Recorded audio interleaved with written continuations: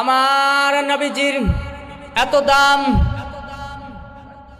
আমার নবীজির উম্মত জান্নাতে না যাওয়া পর্যন্ত কোন নবীর উম্মত জান্নাতে যেতে পারবে না।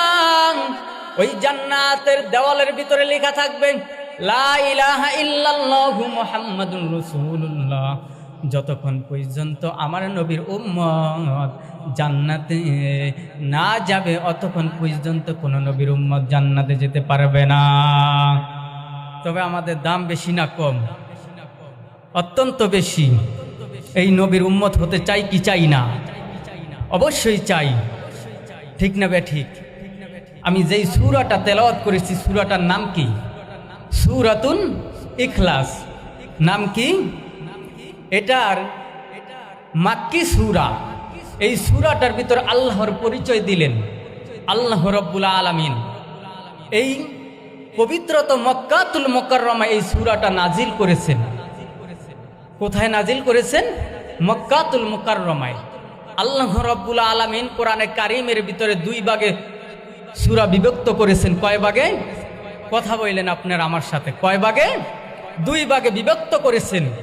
এই দুই ভাগ, একটা হলো মাক্কি সূরা আর একটা হলো মাদানী।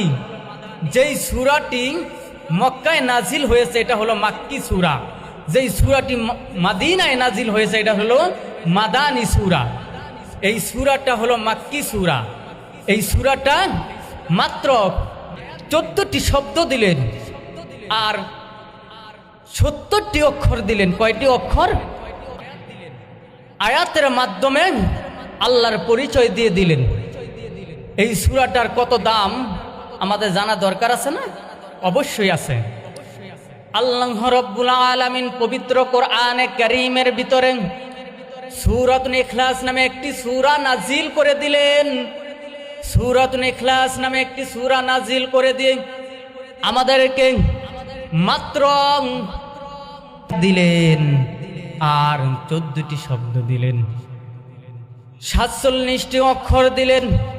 আল্লাহ রাব্বুল আলামিন বুঝিয়ে দিলেন, গোলাম এই সূরাটা নিয়ে যদি কেউ গবেষণা করে তার জীবন চলার জন্য যথেষ্ট হয়ে যাবে। এই সূরাটার এত দাম। আল্লাহর নবী বলেন ফাজালা কুল হুয়াল্লাহু আহাদ। এই সূরাটার এত দাম। আল্লাহ রাব্বুল আলামিন বলেন জুজ্জামিলু সালাসালাল কুরআন। তার মানে হলো এই সূরাটাকে আল্লাহ রাব্বুল আলামিন 3টি ভাগে ভাগ করেছেন। কয়টি ভাগে? 3টি ভাগে। তার মানে হলো 10 পারা। 10 পারা কত পারা? 3টি ভাগে ভাগ করেছেন। আল্লাহর কোন গোলাম বুঝে অনুধাবন করে যদি একবার পড়তে পারে তবে 10 পারা পরিমাণ সওয়াব আল্লাহ তাআলা তার আমলনামায় লিখে দিবে। 10 পারা পরিমাণ সওয়াব তার আমলনামায় লিখে দিবেন।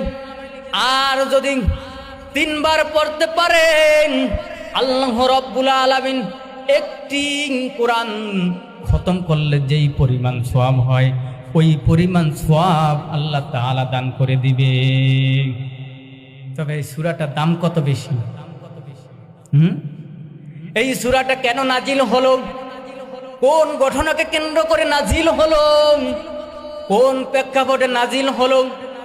আল্লাহ রাব্বুল আলামিনের এই জন্য আমাদের জানা দরকার আছে না নাই? মক্কার কিছু কুরাইশরা আল্লাহর নবীকে ডেকে বললেন ইয়া মুহাম্মদ সিফলানা রব্বাক। আপনার প্রভুর পরিচয় দিন। আহুয়া মিন যাহাবিন। আপনার প্রভু কি স্বর্ণের তৈরি? আনমিন খসাবি নাকি এলনোমিয়ামের তৈরি? আনমিন নোয়াসিন নাকি কাঠের তৈরি? কি বলল ইহুদিরা? ও নবী আপনি কি স্বর্ণের তৈরি? আপনার প্রভু কি স্বর্ণের তৈরি নাকি কাঠের তৈরি নাকি এলনোমিয়ামের তৈরি? এই কথা যখন মক্কার কুরাইশরা বলল তখন আল্লাহর নবী চিন্তা মাথায় এসে গেল। তখন কি বলবে এই চিন্তা করে তখন জিবরাইল আলাইহিস সালাতু ওয়াস সালামকে পাঠিয়ে দিলেন। কাকে?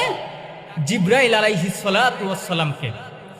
জিবরাইল এসে বললেন, ইয়া মুহাম্মদ, হে মুহাম্মদ, আপনার প্রভু স্বর্ণের তৈরি না, কাঠের তৈরি না, অ্যালুমিনিয়ামের তৈরি না।